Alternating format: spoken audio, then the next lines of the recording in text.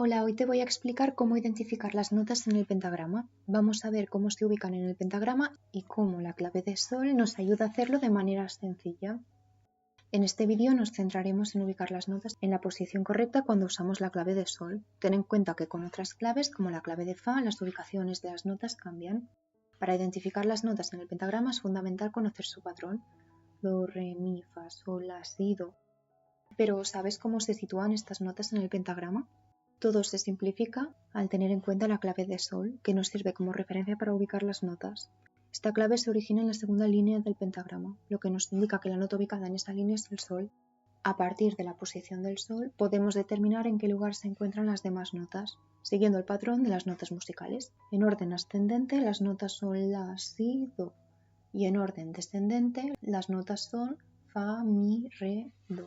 Además podemos seguir el patrón ascendente comenzando desde re.